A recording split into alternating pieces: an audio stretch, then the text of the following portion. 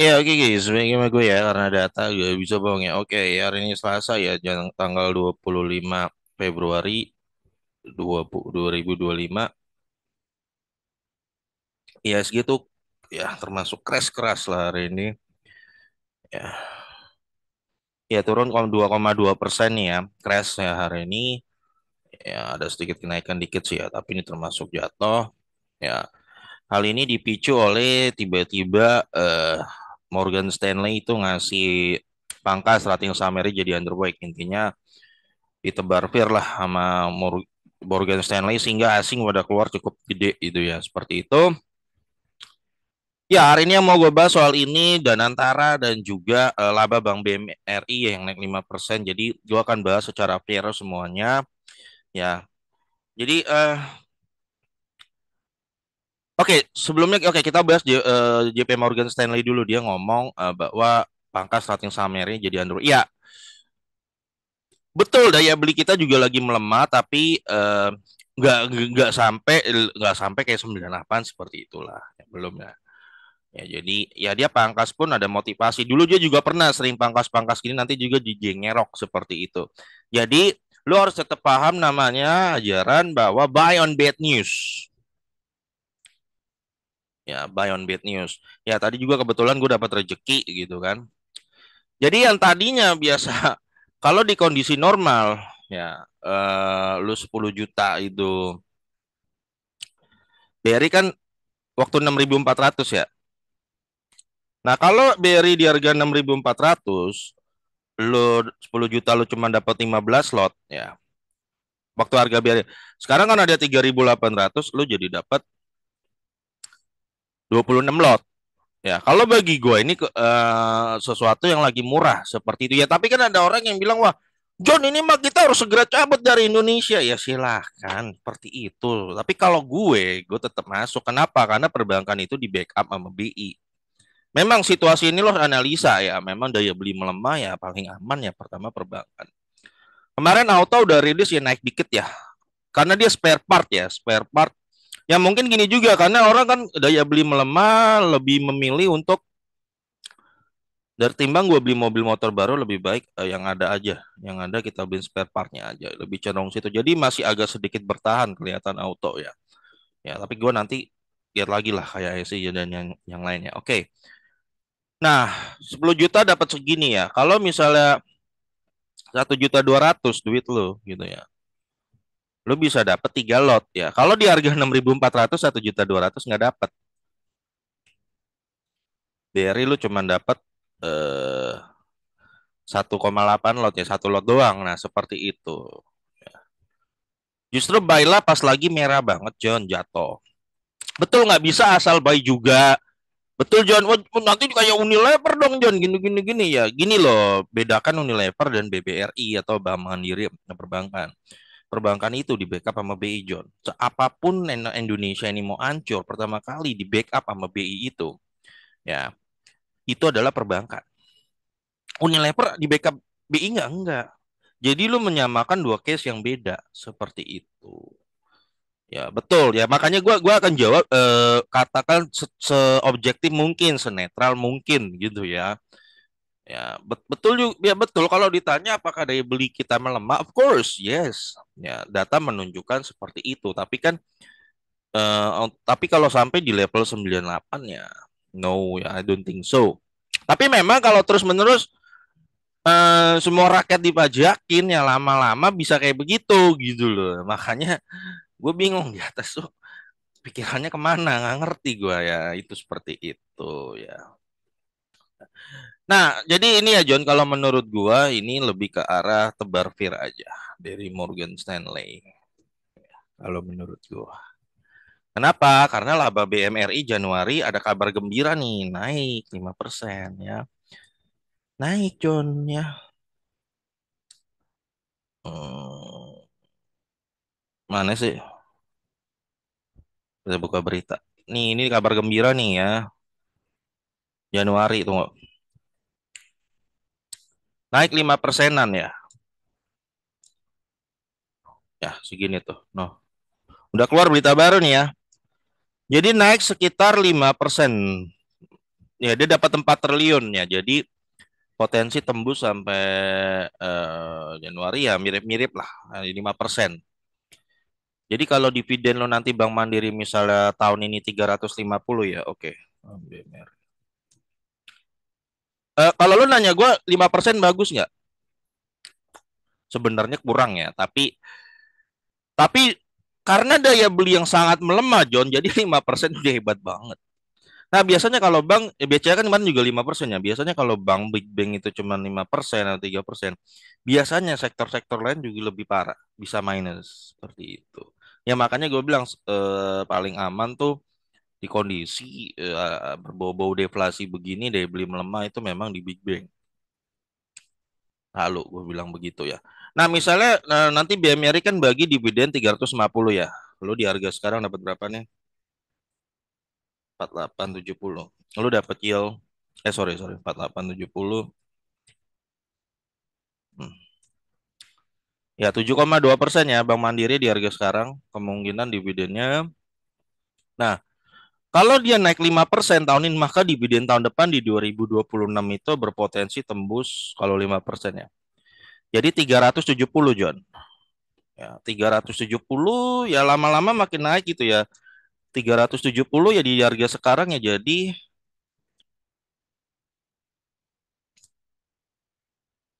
ya 7,5% seperti itu. Ya, ya lama-lama tahun depan kira ranknya segitu. Ya jadi peningkatan laba yang 5% ini ya gue bilang antara bagus atau kurang bagus ya gitulah. Bagusnya ya dia at least nggak rugi ya. Perbankan masih bisa bertahan of course. Karena dia selalu di backup sama BI itu ya. Sektor lain ya kalau perbankan cuma naik segitu, sektor lain kemungkinan pasti terkontraksi lumayan parah biasanya lumayan lah. Ya, itu. Nah, nah problem ini hanya bisa diselesaikan oleh pemerintah udah. Gini contoh kayak Unilever gitu ya. Lu mau apapun adu taktik kayak apapun kalau daya beli rakyatnya lemah gitu ya. Disedot mulu tuh sama tax atau pajak cabut subsidi segala macam. Gimana dia mau memperbaiki labanya? Gitu loh. Ya. BI itu John ya, BI itu bisa print money apapun itu. Lu contoh SBN perumahan. Kemarin berdasarkan UU terbaru kan UU apa sih gue lupa itu sekarang BI itu bisa beli SBN di pasar reguler ya waktu IPO SBN-nya itu bisa istilahnya no. Jadi pemerintah ngeluarin surat utang untuk perumahan nih. Kalau gua nggak salah value-nya 400 triliun ya. Kalau gua nggak salah value-nya berapa tuh? Kalau gua salah koreksi ya. Nah, ini SBN tuh ya. Awas BI beli SBN perumahan. Nah, jadi pemerintah ngeluar. Jadi gini John, lo harus paham bahwa adalah sangat tidak betul bahwa kita kekurangan duit. Sangat tidak betul. Kalau lo hari ini ngomong sama BI, dikasih 200-an triliun bisa. Jadi bisa tanpa harus naikin pajak itu bisa. Cuman masalah yang pegang anggarannya itu mau apa kagak. Itu aja. Kalau dia nya kagak mau ya mau ya udah ya kenapa dia kagak mau John? Ya karena ada orang pahamnya inflasi tidak boleh lebih dari 2%, defisit tidak boleh lebih dari 3%. Defisit anggaran. Karena itulah makanya beliau nggak pernah mau. Selalu pertama dinaikin pajak atau kedua cabut subsidi. Itu opsi pertama. Opsi gini belakangan aja. Ya nih, komitmen BI beli SBN ya perumahan. Seingat gue, setahu gue itu ratusan triliun loh. Apa 300 apa 400. Nah, ini bagus apa jelek, John? Tergantung orangnya, John. Nah, ini bisa bagus kalau pemahamannya kayak Menteri Keuangan India, Bu Nirmala. Lu cetak 400 triliun bikin 3 juta rumah. 450 triliunnya nggak usah lu tarik. Nggak usah. Nggak usah dinaikin pajak. Biarin aja beredar di rakyat 450 triliun itu. Inflasi donyonya nggak apa-apa. Inflasi paling 4, 5, 6, 7% ya nggak apa-apa. Rakyat bayar sendiri semuanya. Adil. Kaya, miskin, menengah bayar adil semuanya. Ya. Adil. Adil nggak? Adil ya. Makanya lu cek inflasi India pasti 5, 6% karena konsepnya dia begitu. Tapi kalau konsepnya di Tapi kalau konsepnya setelah ngeluarin 400 triliun, nah ini yang gue takut John. Bukan takut, lu juga harus takut sebenarnya. Ketika ada 400, gue berapa sih nilainya ya? Aduh, nanti gue ratusan triliun. Seingat gue 400 triliun tuh. Ini karena dana 3 juta ini kan 400 triliunan kan? Seingat gue segitu ya. Nanti lu komen aja ya berapa triliun ya dukung 3 juta. Ya pokoknya segitulah. Nah, yang jadi masalah adalah ketika ditangani sama orang yang pahamnya nih duit 400 triliun yang udah jadi 3 juta rumah harus ditarik, harus dibayar kembali, dibayar oleh siapa? Kelas menengah lagi korbannya. Cara dia narik gimana? Naikin lagi pajak di situ, ntar PPN 12%, 13%, terus apa lagi? Nanti ada lagi pajak-pajak naikin, misalnya materai tambah lagi kan kayak lu apa tuh kemarin biaya saham tambahin materi seperti 10 juta tambah materi 10.000. Lu udah bayar pajak ngapain lagi bayar materi 10.000? Udah nggak tuh. Terus nanti potong kalau kalau dia nggak bisa naikin pajak dia akan potong-potong lagi. Wah potong lagi anggaran daerah. Wah potong lagi apa lagi nih? Jangan gaji ASN potong lagi. Wah nanti potong lagi apa lagi nih? Wah nanti banyak kementerian kan ini kan anggaran kementerian udah banyak dipotong. Potong lagi. Nah nanti jangan kalau kalau konsepnya seperti itu Joni, kalau gue bilang bakal jadi jelek. Kalau konsepnya seperti itu, tapi kalau konsepnya seperti Bu Nirmala di India, jadi bagus. Jadi gue nggak tahu ya ke depan tergantung orangnya. Itu aja. Ya. Nah, jadi kalau ditanya BI bisa nggak print money? Bisa. Nah itu dia makanya BI yang bisa print money itulah yang nge-backup perbankan. Kalau perbankan kenapa-napa, dia bisa backup. Nah, beda jangan lo sama nama Unilever, beda seperti itu. Ya, gue ngomong per aja ini John ya plus minusnya. Nah, terus terakhir dan antara John ya. Jadi jangan salah persepsi juga. Oke, kita bicara plus minusnya dan antara. Oke, pertama lu jangan salah persepsi dulu nih. Dan antara itu tidak diambil dari duit perbank, tidak duit duit rekening bank lo diambil masukin masukin ke dan antara. Tidak begitu konsepnya John. Ya, makanya kan ada isu money rush ya. Tapi ya, supaya lu fair tidak begitu. Jadi tidak lu taruh duit di bank, BRI terus duit itu tiba-tiba dibetak sama pemerintah dimasukin ke dan nggak begitu ya jadi begini konsepnya dan antara itu holding ya dia holdingnya ini siapa ya bos ya holding ya dia perusahaan investasi ya jatuhnya ya kayak kalau di sini kayak Saratoga sebenarnya mirip ASII lah Astra Indonesia seperti itulah ya kayak gitu dia kan banyak anaknya banyak kan bisnisnya macam-macam kan Astra ya lebih itulah lebih dekat dengan Astra biar lu paham ya seperti itu. Terus dan antara ini karena dia holding, anak perusahaannya siapa aja? Anak perusahaannya ada BBRI. Ya. Ini biar lu paham dulu nih, ada BBRI, ada BMRI, ada BBNI, ada MinID, ada Freeport, ya, ada apa lagi Pertamina, PLN. Nah, ini adalah portfolio awalnya dia. Nah, maksudnya jadi kalau BRI cetak laba bagi dividen, BMRI, BNI semua bagi dividen masuknya ke sini dulu duitnya. Anggaplah misalnya total jumlah dividennya kata berita ya, itu misalnya 300 triliun. Misal, kalau gue salah, nggak koreksi.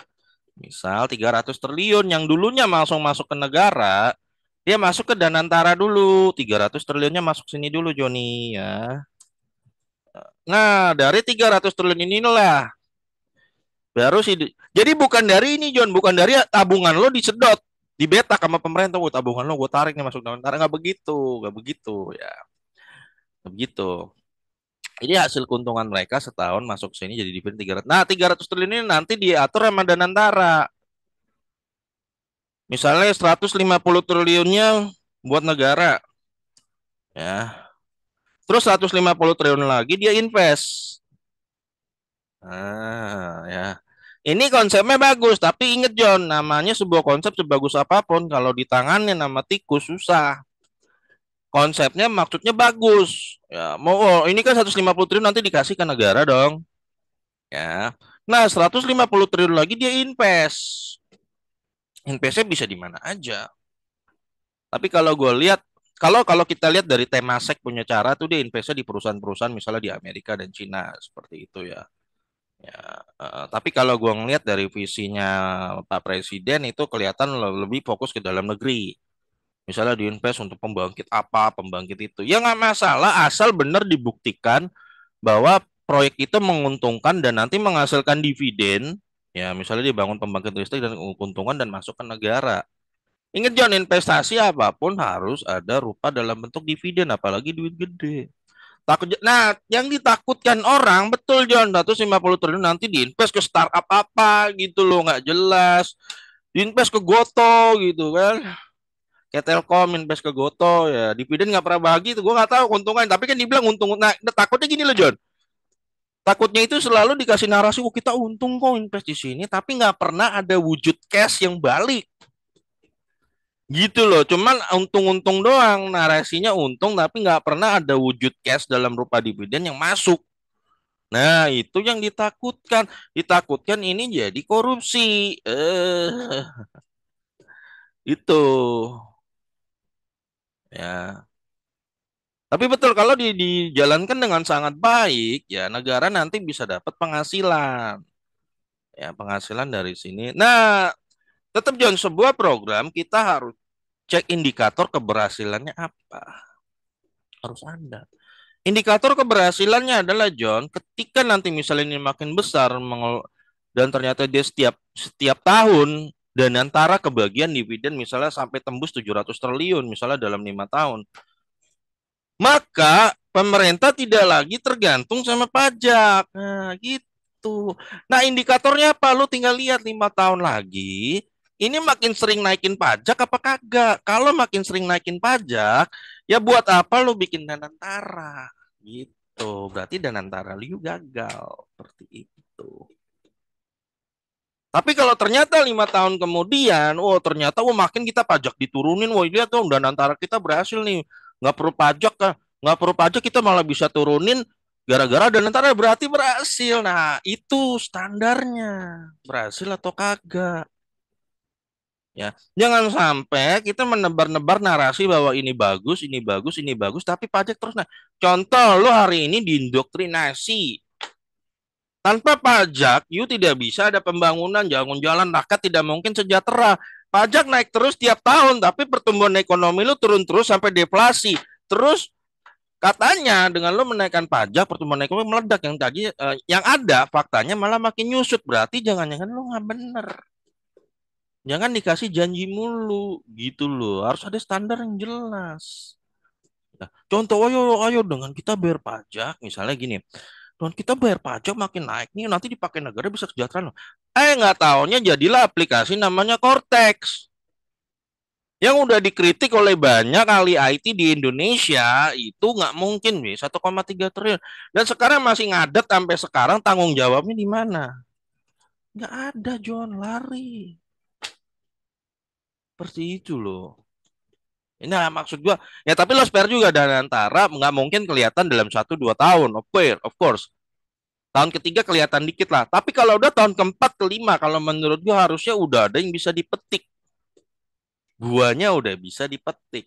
Nanti lihat aja tahun kelima bener nggak? Empat dah, empat. Kita kasih chance sampai tahun keempat. Kalau sampai tahun keempat itu ternyata lu masih terus pikirannya adalah cabut subsidi, naikin pajak, ya berarti gagal buat apa ada Danantara. Gitu loh. Tapi kalau ternyata lu makin turun, subsidi makin nambah, pajak makin turun, ya berarti berhasil. Seperti itu. Ya contoh dong kayak Arab. BUMN-nya Aramco gitu kan. Aramco masih BUMN dipakai buat operasional negara, nggak perlu pajak nggak perlu rakyat dipajakin, nggak perlu. Itu berarti konsepnya dia BUMN-nya berhasil. Seperti itu loh ya. Jangan sampai terus nebar narasi nanti nggak pernah untung ya susah. Ya lihat aja ke depan deh John ya. Nah, jadi gini John ya. Kita jangan, kalau menurut gua, kita tuh jangan sampai di brainwash ya, bos. Seolah-olah pajak itu satu-satunya. Ini konsep modern, bos. Ya, moneter juga makin modern. Ya, jadi tidak lagi tergantung pada itu satu-satunya. Ya. Jangan dibilang apa-apa nggak ada duit, gitu loh. Ya, nanti gue takutnya gini, nanti ini kan contoh nih ada SBN perumahan kan. Nanti takutnya ketika udah mau deket 3% defisit anggarannya, nggak, tapi butuh duit lebih banyak lagi. Nanti jangan-jangan dia kan nggak mau print money lagi kan habis itu. Nanti dia pinjam ke IMF dan World Bank. Nah, ini akan jadi petaka lagi nih. Nah, nanti dengan alasan bahwa keuangan kita bermasalah, nanti dia akan pinjam ke IMF dan World Bank. Ya tanya. Ini gue takutnya kalau ke arah sini ya, tapi semoga enggak ya. Nah itu ya. Kalau lo udah pinjam ke mereka nanti, ini lebih ribet lagi urusan. Lebih ba lebih baik lo print money sendiri ketimbang lo pinjam ke mereka. Ini kali lo pinjam mereka ngaturnya banyak. Serius. Itu yang dulu kejatuhan Presiden Soeharto karena dikadalin IMF. Seperti itu. Ya itulah John ya. Ya, narasi brainwash. Gue terakhir mau ngutip perkataan Ronald Reagan. Ya, Ronald Reagan. Tax too little. Kita jadi ini pun harus tahu juga ya John bahwa tidak betul bahwa ini ya perkataan Ronald Reagan John. Ya, the problem is not that people are taxed too little. Jadi masalahnya tuh bukan masyarakat yang dipajakin rendah, terlalu sedikit, tapi the government that spends too much. Tapi pemerintah lah yang spend terlalu banyak. Jadi jangan ditebar terus jangan lu mempercayai narasi ya Jun, narasi bahwa seolah-olah kita kekurangan duit karena rakyat kita kurang yang kena pajaknya. Salah, kata Ronald Reagan, itu pemerintah yang terlalu boros. Contoh sekarang subsidi mau dihapus 2027. Alasan bawa-bawa lagi rakyat kecil. Sekarang gua tanya yang pakai BBM subsidi Gojek. Abang ojek tuh di Gojek. Itu rakyat kecil nggak? Rakyat kecil, tapi dia bilang itu kita cabut supaya tidak dinikmati oleh yang bukan semestinya. Yang akan kena itu adalah Gojek di bawah. Emang lo pikir dia orang kaya? Bukan. Kena juga, kena. Nah, selalu jadikan alasan rakyat kecil yang entah di mana rakyat versinya itu untuk membenarkan cabut subsidi lah, membenarkan lagi menaikkan pajak lah, seperti itu. Yang akhirnya lo tahu paling nanti jadinya aplikasi Cortex gitu. Nggak nyampe. Celakanya John, ketika duit ditarik dari rakyat ya, dengan alasan apapun keadilan atau demi kesejahteraan rakyat, celakanya kebocorannya itu, ya maksudnya korupsinya itu tuh nggak ditambal, nggak tahu, nggak pernah ada penindakan. Nah, seperti itu. Itu yang bikin rakyat makin marah. Seperti itu. Udah beli udah lemah nih ditarik. Ya. Tapi di situnya nggak ditambal ya udah. Nah gitu aja John ya. Jadi dari gue ya semoga gue berdoain aja untuk yang ini pemerintahan sekarang berlangsung dengan baik. Meskipun nih robo-robo ya BRI ya, BMRI juga. Tapi itu kabar gembira BMRI naik 5%. Meskipun kurang memuaskan tapi itu at least gembira. Ya tinggal tunggu BRI kapan. Harusnya bentar lagi BRI keluar, BNI keluar. BCA udah keluar ya 5% seperti itu. Tapi udah bisa ketebak lah 2025 ini melemah ya, melemah. Kalau 2024 gue bisa bilang tuh tahun yang hilang. BRI hanya naik 0,1. Tidak rugi sih, cuman gak bertumbuh aja gitu loh. Jadi gak berlebihan gue bilang 2024 tahun yang hilang. Nah 2025 ada potensinya ya, ada potensi lah jadi tahun yang hilang lagi ya. Tapi ya dividennya tetap sama seperti itu. Dari sekarang 8%. Itu aja yang bisa lo andelin John sekarang. Ya invest di Indonesia itu taktiknya begitu kalau kata gue. Buat pemain gorengan gimana John? Ya silakan aja kalau lo merasa lo bisa cuan. Gue tanya saham gorengan hari ini gimana? Turun juga tuh ya. Brand turun juga sama ya. Begitu juga. Sama. Oke guys, sampai ketemu lagi di video gue berikutnya karena data nggak bisa bohong ya.